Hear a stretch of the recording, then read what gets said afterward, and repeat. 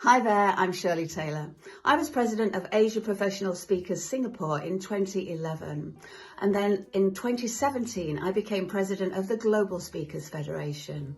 Now, when I started out my career as a secretary in Sheffield, England, I don't think I could ever have imagined I could say a sentence like that. However, my life changed when I went to live and work in Singapore. As a business communication and business writing trainer, I got to meet lots of other trainers and speakers. This led me to joining the local Professional Speakers Association. I made loads of new friends and I got to work and learn from some of them.